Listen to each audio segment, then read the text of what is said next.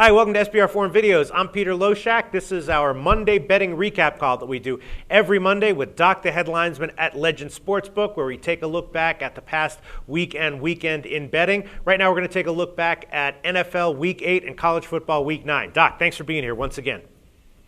Oh, it was a pleasure, Peter. Thank you. All right, before we get into the specifics, I'm looking over these games. It looks to me like you had a pretty good weekend in college and then a decent weekend in the NFL as well, right? No, not really. No? All right, well, let's get into the specifics.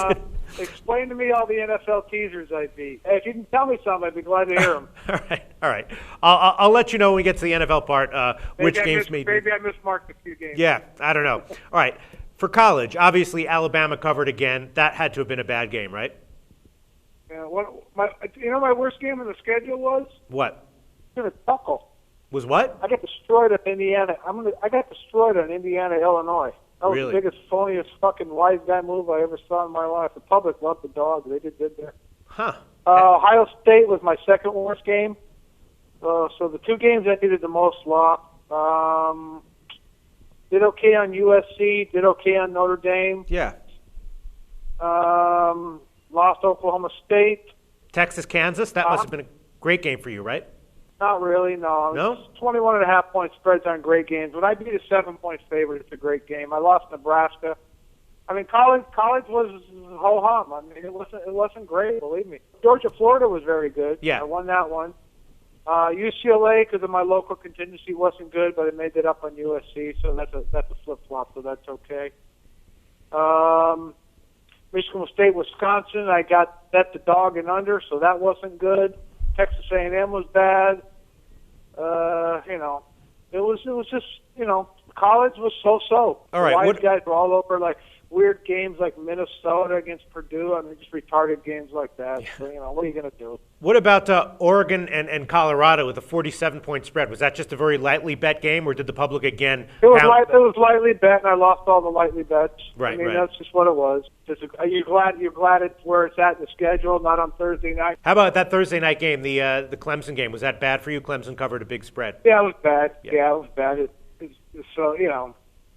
just, same old same. I don't know, but like Kent State beat Rutgers outright. That had to have been good, right? Like Miami, Ohio beat Ohio outright. Yeah, Kent State, Rutgers was heavily bet. I mean, you're picking now. You're trying to make stuff up here to make me feel better. It's not happening. All right.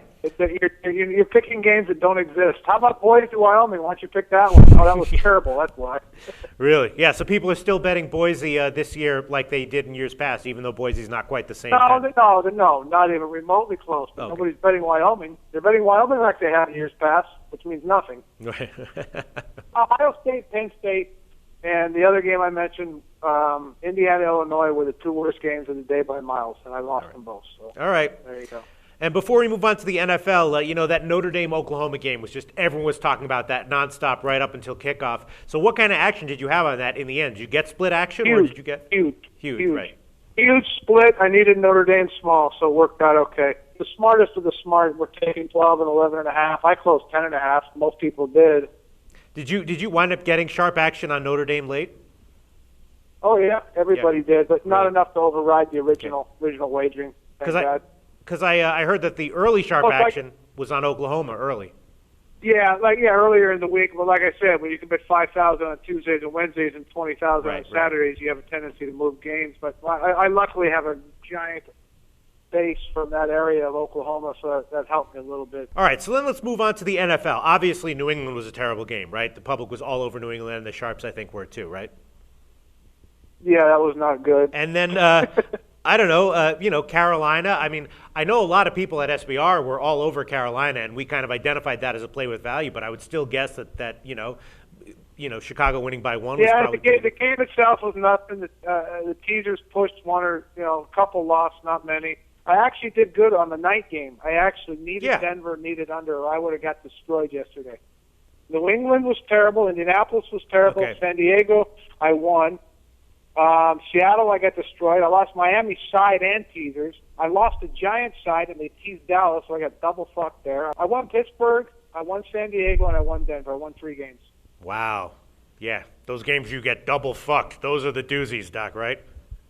Well, they just lay the 1.5, 2.5, and tease up. I mean, a blind guy can do it. It's the NFL. I mean, if you can't win betting in the NFL, you should shoot yourself in the head. Okay.